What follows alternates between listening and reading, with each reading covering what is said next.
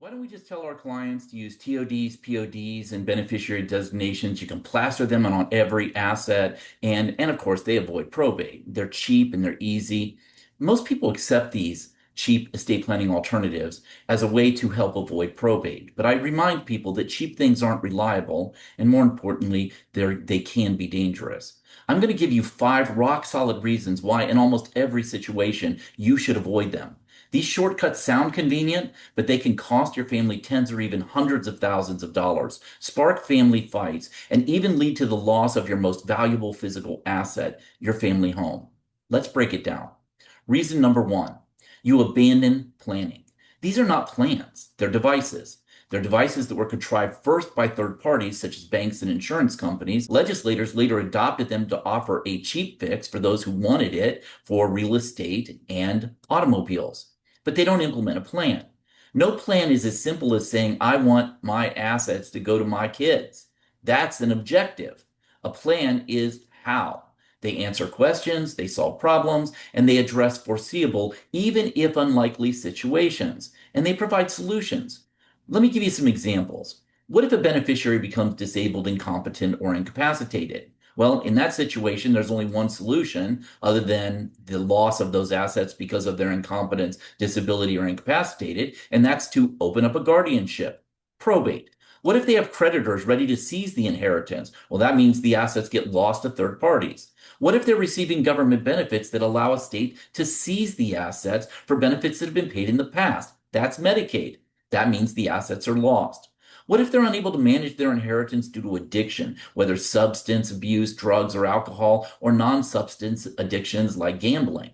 When you create a beneficiary designation, TOD or POD, you give up all control and planning. You solve no foreseeable problem. It's just a roll of the dice. A trust is a plan. You direct what happens if. The worst case scenarios are treated as carefully and thoughtfully as the best. Reason number two, they're contested. The biggest reason to avoid probate for a lawyer is not the cost, it's the uncertainty. And by the way, it's the uncertainties that so often makes probate so expensive. Anyone can contest a will, including the judge. If contested, most wills are invalidated. Why? The law simply does not trust them. The reason? History. From the 1600s in England to the American West, late 1800s, early 1900s, landowners used scriveners, the precursors to modern lawyers, to commit fraud by drafting wills for people so that they would inherit the land when they died. Over time, courts made contesting wills easier to protect families from third party abuse. These devices, TODs and PODs, are as easily contestable. One family member who doesn't like a particular result can legally burn down the will and all the transfer designations by going where? To probate. Worse, the contest may change the direction of your estate. A beneficiary may convince a court that a sibling, for example, aided in creating the devices for their benefit, even if only to prevent the challenging child from serving as executor. The court may reduce or eliminate the beneficiary's share in equity, a term that means fairness is determined by the judge, but often without regard to your wishes or intent. How many times have you heard that one person in a family received everything in a probate dispute? This is how it's done. Trusts, unlike wills and transfer designations, are generally incontestable and therefore a much more certain plan. Reason number three, they don't always work. These devices don't always work to avoid probate, to accomplish the only objective that they're intended to accomplish. By being easily contested, as I've just explained, they actually encourage probate. And in situations where guardianship is necessary because there is no plan, they actually result in probate. But there's more to the story of failure. How long does a beneficiary have to survive a death to be considered an eligible beneficiary? Did you know that was a thing? It's called vesting. With accounts, the rules are made up by the custodians, the bank, the insurance company, the stockbroker, whoever creates the account. With TOD deeds, the law defines vesting.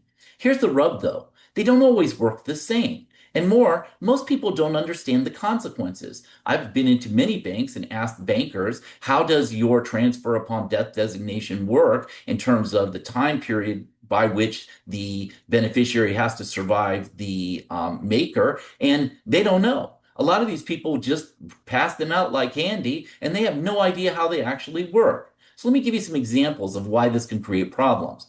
Let's say a son dies 29 days after mom for a bank account that requires 30-day survival. The account goes to a contingent beneficiary if she made one and they qualify. So in that situation, there would be no probate. If there is no contingent beneficiary, guess what? Probate. Or if the beneficiary doesn't qualify, probate.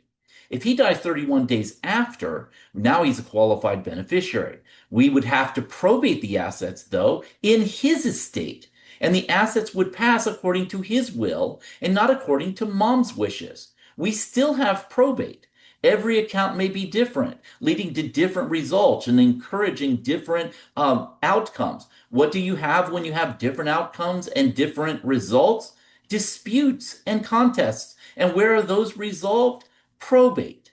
Reason number 4, they're challenging to manage. The typical person has 5 to 7 accounts: checking, savings, a money market account or CD, an IRA, an annuity, a life insurance policy, and possibly a brokerage account. If you're a couple, you may have close to double or more that number. Regardless of how many you have, if you want to change your estate plan in the future, you must do so each account that has a beneficiary designation or TOD or POD. That means 5 to 7 different forms at 3 or 4 different locations. You know what happens over time? You stop doing it. So your estate passes at your death to the wrong people. When you pass assets and property to the wrong people, or you pass it inconsistently from one asset to another, there's a fight. When you have a trust, you have one document. If you need to change it, you change it one time, and it changes the direction of everything you own. Now you will make changes and you will keep it current because it's easy and it's done in the comfort of your own home. 5th, you risk your family home. Transfer on death deeds are all the rage. They're passed out by realtors and they're passed out by lawyers that do real estate and don't do estate planning like they're candy without regard to the consequences. Let me give you an example. In the days, weeks, or months after you pass, there's a storm or a fire and the house is damaged or even lost. Maybe vandals come in during the funeral and rip out all the copper pipe